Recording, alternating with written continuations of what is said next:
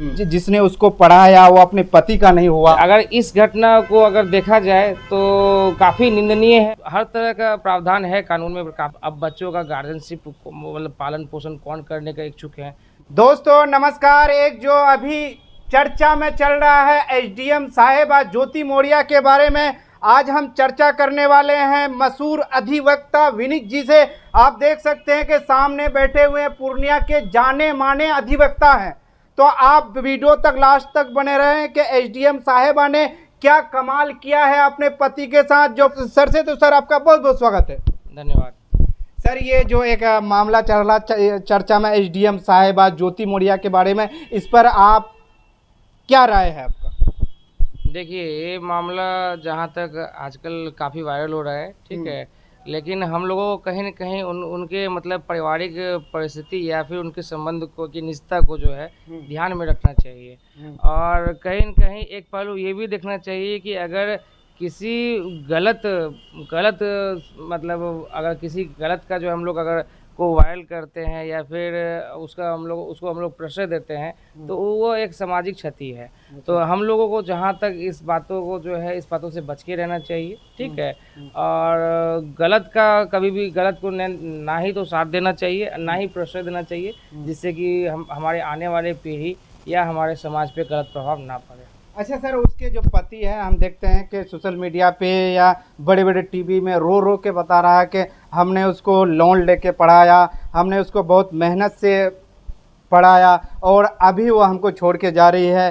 तो सर, अगर वो लोन लेके पढ़ाया और इतना खर्च किया तो इस पे कानून के तरफ से कोई प्रावधान है कि जो अगर लोन लिया उसका जो भरपाई वो कौन करेगा?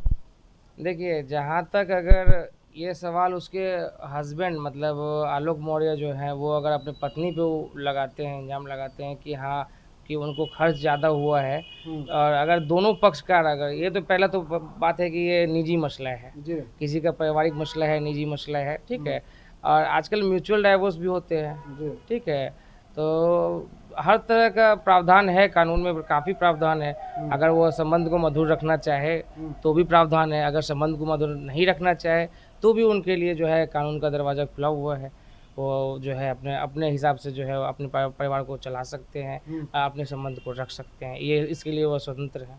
सर, ये आपको ऐसा नहीं लगता कहीं ना कहीं उसके पति छोटे पद पे थे और उसने पढ़ा लिखा एसडीएम बनाया, उसको ऐसा लगता होगा कि मेरे पति छोटे पद में है इसलिए किसी के साथ उसका चक्कर चल जाता है और उसको छोड़ देता है? इस पर आपकी क्या राय है? देखिए, ये सोच की बात है जी, ठीक है। एक सोच है, कहीं न कहीं एक सोच है, और कहीं न कहीं एक सोच है कि अपने आप को दुख में रख कर या मेहनत कर अपने बीवी को पढ़ाना, उसको आगे लाना, ये एक सोच की बात है। कहीं न कहीं एक बात और भी है, एक दूसरा पहलू ये भी है कि वो भी काफ़ी मेहनती रही होगी जी, और अपने लक्ष्य को लेकर के जो है काफ़ी उन्मुख रही होगी ताकि वो एक लक्ष्य को हासिल कर की। तो ये निजी मसला है और दोनों को स्वतंत्रता है। अगर वो चाहे, अगर वो उनको लगे कि पारिवारिक संबंध में जो है वो रहना चाहे तो भी उनकी स्वतंत्रता है, वो रख सकती हैं।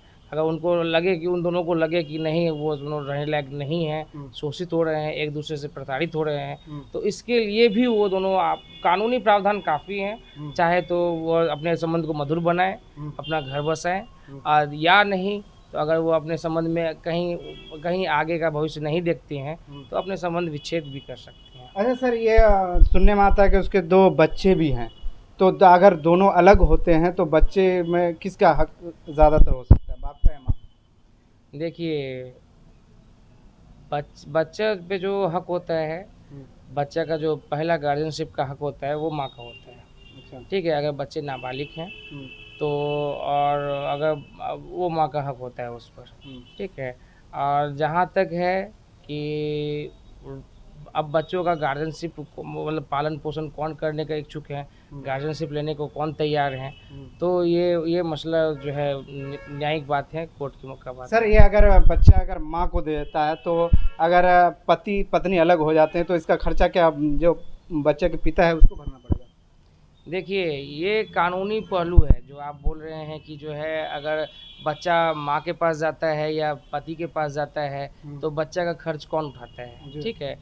तो जो भी नाबालिग बच्चे होते हैं, ठीक है, जिनके पास रहते हैं, तो माँ बाप का दोनों का जिम्मेदारी होता है कि वो अपने बच्चा का पालन पोषण करे, ठीक है।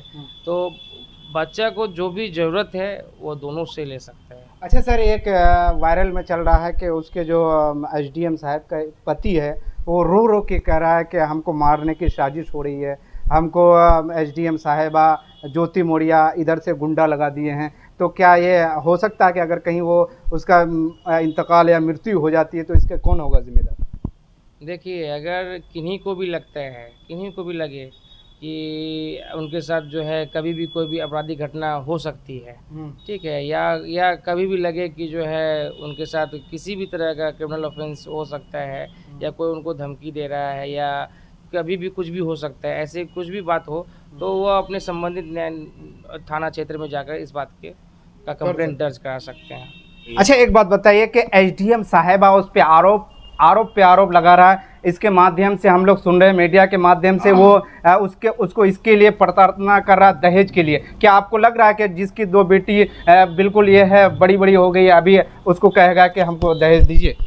देखिए, अब जो आपका सवाल है कि एक एसडीएम साहिबा है और वो अपने पति पे आरोप लगा रही हैं कि उनके पति उस पे दहेज के लिए प्रताड़ना कर रहे हैं जी।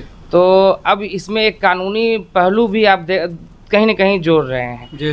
तो इसमें देखा जाना चाहिए कि उनके पद को अलग रखना चाहिए, ठीक है, और उनके प्रताड़ना और क्रूरता की क्या सीमा है या क्षमता है या किस हिसाब से वो क्रूरता है दोनों के संबंध में है, उसको उन दोनों को मुद्दा बनाते हुए और उस पे उन लोगों को काम करने की ज़रूरत है। अच्छा। और जहाँ तक बात है कि दहेज प्रताड़ना की, तो प्रथम दृष्टता से दहेज प्रताड़ना की कहीं कोई संभावना इस घटना में प्रतीत नहीं होती है। अच्छा। क्योंकि सामने जो पक्ष हैं, जो एसडीएम साहिबा हैं, वो सक्षम है, पढ़ लिख कर सक्षम है, जरूर है, एक पद पे, एक न्यायिक पद पे हैं, ठीक है। और दूसरी तरफ जो उनके हस्बैंड हैं सफाई कर्मचारी हैं।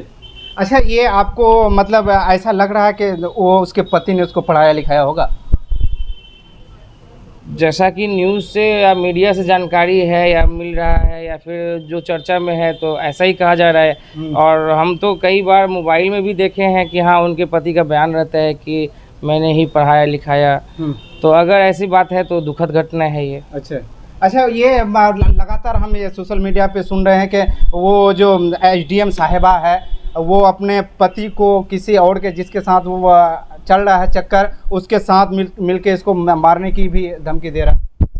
या इस पर आपका क्या राय है? अगर कोई भी किसी को जान मारने की धमकी दे या फिर क्रिमिनल ऑफेंस करने का कोशिश करे या करे, तो उनको अपने संबंधित न्याय क्षेत्र में जो है जाकर के, जो थाना हो, या अगर थाना सुनवाई नहीं करते हैं तो संबंधित कोर्ट में जाकर के जो है इस पे कार्रवाई वो करवा सकते हैं। अच्छा, एक बात यहाँ बताइए भाई अधिवक्ता साहब कि जैसे लगाते हैं कि 7 फेरे लेते हैं, सिंदूर लेते हैं, और इतना से शादी के लगभग 10 से 12 साल हो गया, जो जिसने उसको पढ़ाया वो अपने पति का नहीं हुआ, तो जिसके साथ चक्कर चल रहा है, तो आपको लग रहा है कि उसका होगा?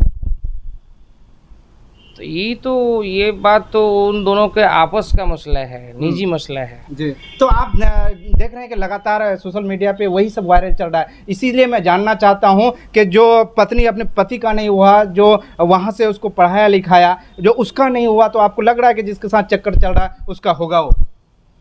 देखिए, मामला इसलिए चर्चा में है कि कहीं न कहीं एक पति है जो कि शादी कर एक लड़की को लाता है, और वो लड़की को पढ़ाकर अपने उसके पढ़ाई में कहीं न कहीं सहयोग करता है, और सहयोग करके वो एसडीएम के पद पर अभी प्रभार में है वो, तो पदभार संभालती है, और उसके बाद वो अपने पति को धोखा देती है।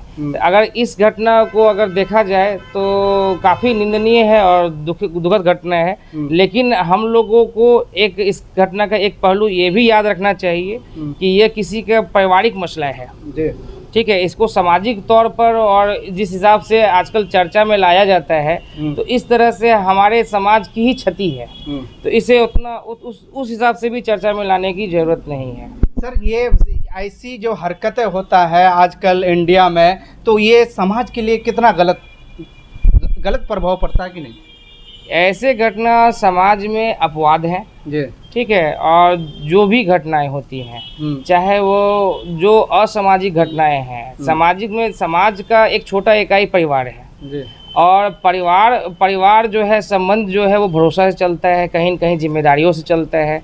और जो एक सामाजिक बंधन होता है, उसमें उसकी एक न्यायिक महत्ता होती है और सामाजिक पहलू होते हैं उस बातों के। तो इसलिए ऐसे घटना को अपवाद ही समझना चाहिए। उसके पति रो रो के मीडिया के सामने कह रहा है कि हमने ये लेके घर का लोन लेके, पढ़ाई का लोन लेके उसको पढ़ाया। तो अगर वो अलग हो जाती है तो उसके लिए उसका पति का क्या होगा सर? इतना जो पैसे खर्च किया है लोन लेके, जिंदगी में चलती रहती है, घटनाएं होती रहती हैं। इसके लिए अगर एसडीएम साहिबा अलग हो जाती है तो इसके लिए क्या कानून में कोई यह प्रावधान है कि इतना पैसा लेके आप ही अगर अपनी पत्नी को पढ़ाइएगा, उसके बाद वो अलग हो जाता तो उसके कोई ये नहीं होगा लेना देना, तो इसका जो भरपाई कौन करेगा? देखिए, जो भी समाज में या न्याय के क्षेत्र में जो भी बातें होती हैं, तो उसमें प्राथमिकता जो है मतलब महिलाओं को और जो मतलब शोषित वर्ग हैं उनको ही दिया जाता है। और मैं ये कहना चाहता हूँ कि जिस लड़की ने 7 फेरे लिए कि हम लोग 7 जन्म तक साथ रहेंगे, आज अगर उसको पढ़ा लिखा के एक मकाम तक पहुँचा देता है तो अपने पति का नहीं होता है, तो मैं समझता हूँ कि जो जिसके साथ चक्कर चल रहा है वो उसका भी नहीं हो सकता है। इसी सब मुद्दे पे हम चर्चा कर रहे थे विनीत जी से।